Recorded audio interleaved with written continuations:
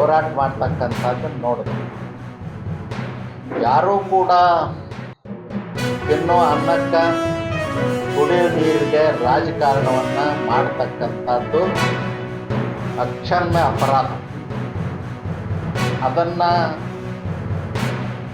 ನಾನು ತೀವ್ರವಾಗಿ ವಿರೋಧಿಸ್ತೇನೆ. ಆ ರೀತಿ ಮಾಡಬಾರ್ದು. ಅನೇಕ ಸುಪ್ರೀಂ ಕೋರ್ಟ್ ಆದೇಶಗಳದಾವೆ ಮತ್ತು ನಮ್ಮ ದೇಶದ ಸಂವಿಧಾನವೂ ಕೂಡ ಅನ್ನಕ್ಕೆ ನೀರಿಗೆ ಬೇಲಿ ಹಾಕಿಲ್ಲ.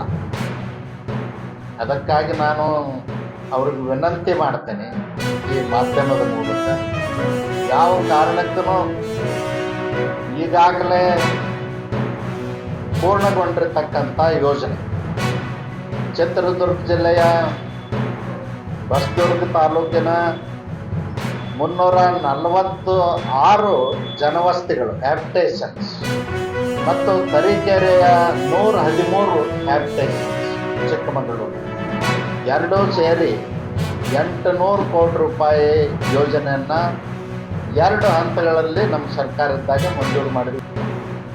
ಅನುಮೋದನೆ 2 ಹಂತದಲ್ಲಿ ಮಾಡಿರುವಂಥದ್ದು, 2ಕ್ಕೂ ಆದೇಶವನ್ನು ಕೊಟ್ಟಿರೋದು, ಆಡಳಿತಾತ್ಮಕ ಅನುಮೋದನೆ ನೀಡಿರುವಂಥದ್ದು, ಹಣ ಬಿಡುಗಡೆ ಮಾಡಿರುವಂಥದ್ದು ಬಿಜೆಪಿ ಸರ್ಕಾರ. ಅದಲ್ಲದೆ ಮೊನ್ನೆ ಸಂಸದರ ಪ್ರಯತ್ನದಿಂದ ಮೊನ್ನೆ ನರೇಂದ್ರ ಮೋದಿಜಿಯವರು 31 ಕೋಟಿ ಅದೇ ಯೋಜನೆಗೆ ಬಿಡುಗಡೆ ಮಾಡಿದ್ದಾರೆ.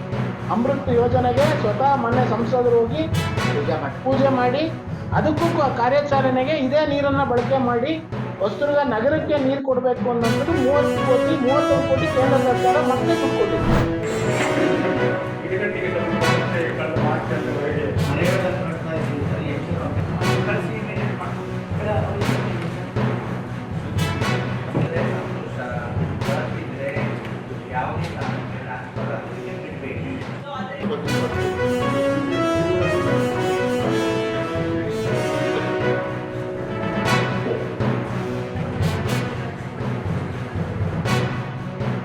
ಇಲ್ಲಾಂದ್ರೆ ಸಣ್ಣ ಸಣ್ಣ ಏನು ಹೇಳ್ತಾರೆ ಓಣಿ ಅಂತ ಹೇಳ್ತಾರೆ, ಅಂಥದ್ದೇನಾದರೂ ಇದ್ದರೆ ಸರ್ವೆ ಮಾಡಿಸಿ ಹೊಡೆದಾಕಿ, ಯಾರದೇ ಇರಲಿ ಹೊಡೆದಾಕಿ, ಸರ್ವೆ ಮಾಡಿಸ್ಬಿಡಿ, ಸರ್ವೆಗೆ ಹಾಕ್ಬಿಡಿ, ಅಂಥದ್ದೇನಾದರೂ ಇದ್ದು ಹೊಡೆದಾಕಿ, ಯಾರದೇ ಇರಲಿ.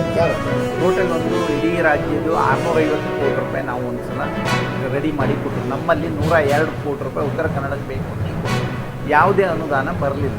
ಅದರ ನಂತರ ಪುನಃ 22 ಕೋಟಿ ರೂಪಾಯಿ ಈಗ ನಮಗೆ ಅಪ್ರೂವಲ್ ಕೊಟ್ಟಿದ್ದಾರೆ, ಮಾಡ್ತೇವೆ. ಮತ್ತು ಏನು ಸಿರೂರಿದೆ ಅದು IRB ಅವ್ರು ಮಾಡಬೇಕು. ಅವರಿಗೆ ನಾವು ಏನು 30 ವರ್ಷ ಕೊಟ್ಟರಿಂದ ಅವರೇ ಮಾಡೋದು, ಅವ್ರು ಮಾಡ್ತಾರೆ. ಬಡವರಿಗೆ ನ್ಯಾಯ ಸಿಗಬೇಕಂತ ಕೆಲವು ಸತಿ ಅರ್ಜಿಗಳು ಹಾಕ್ತಾರೆ, ಕೆಲವು ಸತಿ ಮುಖ ಅರ್ಜಿಗಳು ಹಾಕ್ತಾರೆ. ಇವತ್ತಿಲ್ಲ, ಹಲವಾರು ವರ್ಷದಿಂದ ಇದು ಅದೇ. ಹಾಗಾಗಿ ಜಿಲ್ಲೆಯಲ್ಲಿ ಇವತ್ತು ಕೆಲವು ಅಧಿಕಾರಿಗಳ ಕೊರತೆ ಇದೆ, ಹಿಂದೂ ಇತ್ತು, ಇವತ್ತು ಇದೆ ಅಂತೇನಿಲ್ಲ. ಹಾಗಾಗಿ ಅದು ಸುಧಾರಿಸಲಿಕ್ಕೆ ನಾವು ಪ್ರಯತ್ನ ಮಾಡ್ತಾ ಇದ್ದೇವೆ. ಎಲ್ಲೆಲ್ಲಿ ಸಾಧ್ಯ ಅಲ್ಲೆಲ್ಲಿ ಆಫೀಸಸ್ ಪೋಸ್ಟಿಂಗ್ ಮಾಡಲಿಕ್ಕೆ ಪ್ರಯತ್ನ ಮಾಡ್ತಾ ಇದ್ದೇವೆ.